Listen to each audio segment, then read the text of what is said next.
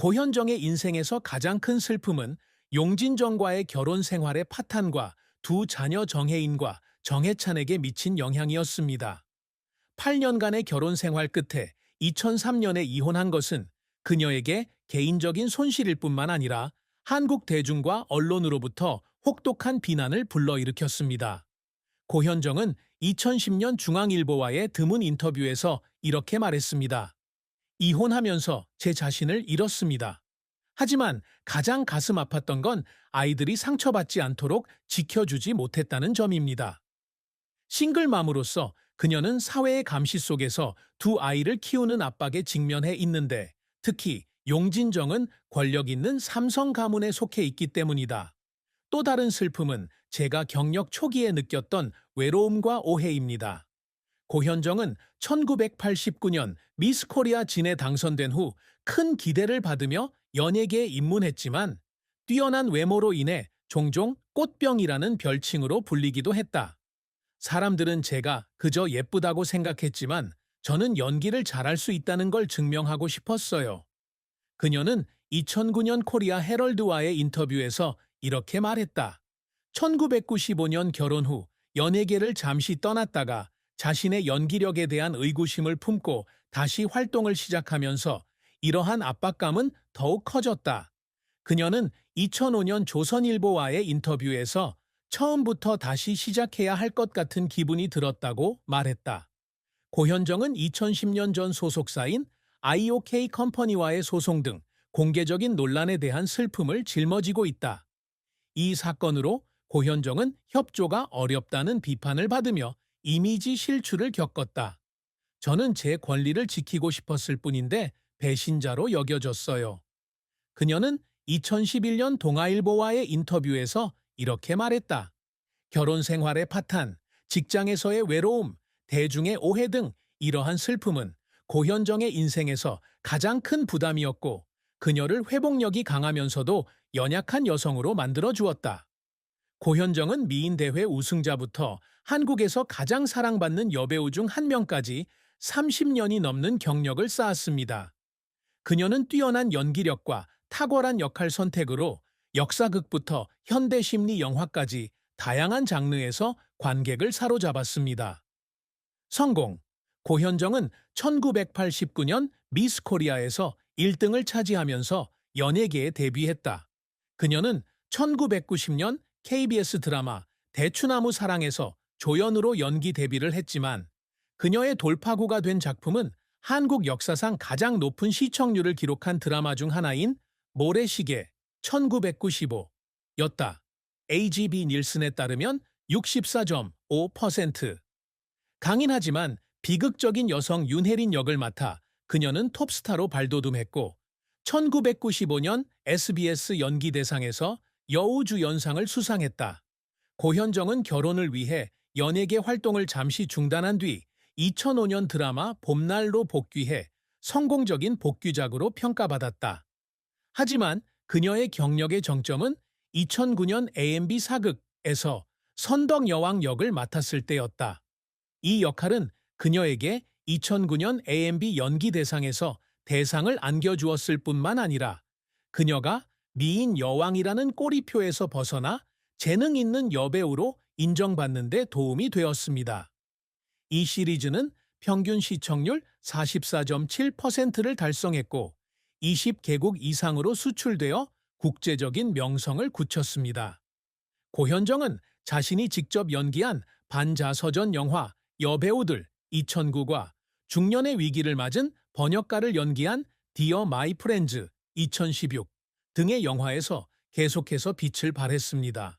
그녀는 또한 프로듀서이자 크리에이티브 디렉터로서도 활동하며 2011년 패션 브랜드 ATTI.KR을 론칭하고 라이프스타일과 뷰티를 공유하는 책 고현정의 질감 2012를 출간했습니다. 백상예술대상, 청룡영화상 등 10개 이상의 연기상을 수상한 고현정은 한국에서 가장 존경받는 여배우 중 한 명입니다. 실패. 고현정은 큰 성공을 거두었음에도 불구하고 많은 실패를 겪었습니다.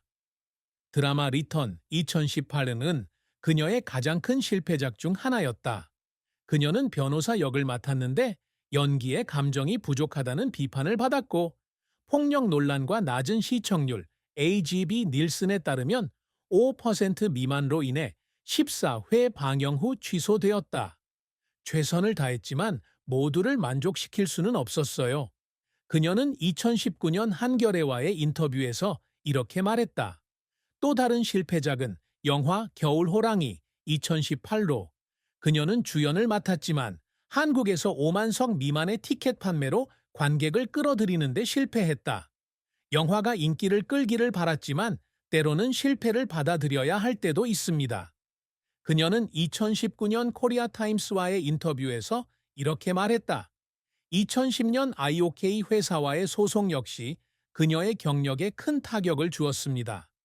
그녀는 회사를 떠나 자신의 매니지먼트 회사를 설립한 후 계약 위반 혐의를 받았고, 이로 인해 2년간의 법적 싸움이 벌어졌습니다. 그녀는 소송에서 승소했지만 이 사건으로 인해 그녀의 이미지가 손상되어 많은 제작자가 협조를 주저하게 되었습니다. 그녀는 2012년 동아일보와의 인터뷰에서 온 세상이 나에게 등을 돌린 것 같았다고 말했다. 게다가 그녀의 패션 브랜드 RTTI.K는 기대했던 성공을 거두지 못하고 매출 부진으로 2015년에 문을 닫았다. 그녀는 2016년 조선일보와의 인터뷰에서 사업이 내 강점이 아니라는 걸 깨달았다고 고백했다.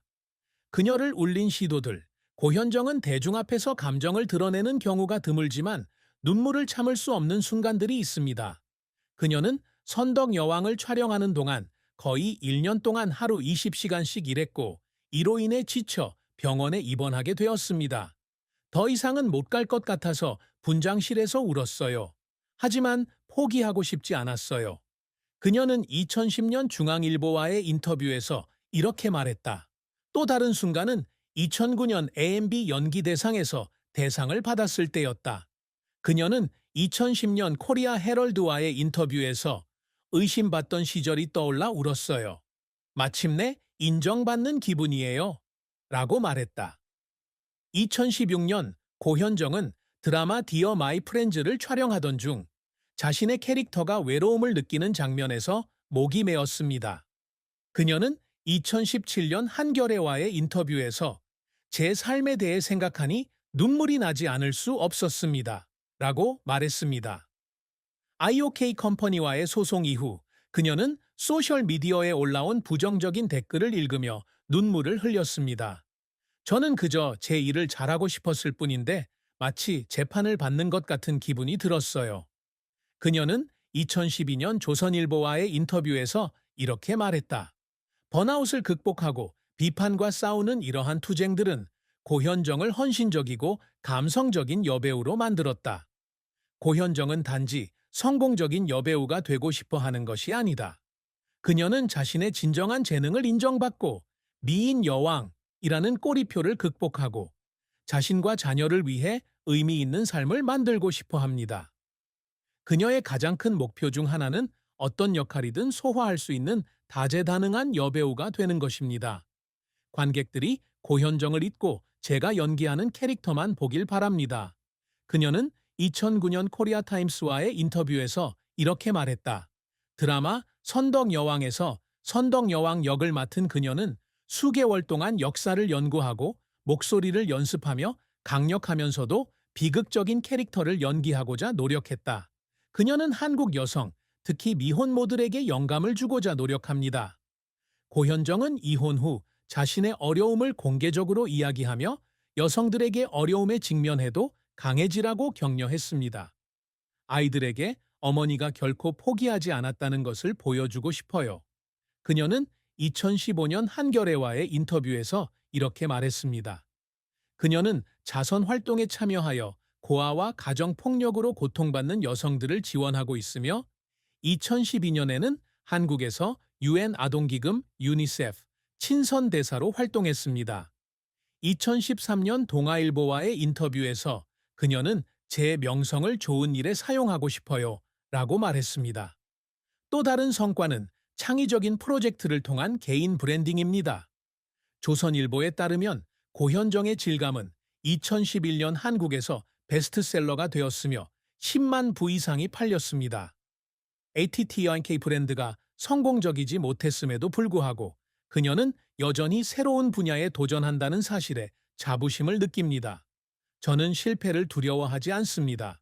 적어도 노력은 했으니까요. 그녀는 2016년 코리아 헤럴드와의 인터뷰에서 이렇게 말했습니다. 또한 그녀는 헌신적인 어머니로 기억되고 싶어 합니다. 저는 완벽한 엄마는 아니지만 혜인과 혜찬이에게 제가 그들을 그 무엇보다 사랑한다는 것을 알려주고 싶어요. 그녀는 2018년 중앙일보와의 인터뷰에서 이렇게 말했습니다. 결국 고현정은 개인적인 혼란 속에서 마음의 평화를 찾고 싶어 합니다. 그녀는 2020년 조선일보와의 인터뷰에서 후회 없는 삶을 살고 싶어요. 뒤돌아봤을 때 웃을 수 있는 그런 삶을 살고 싶어요. 라고 말했다.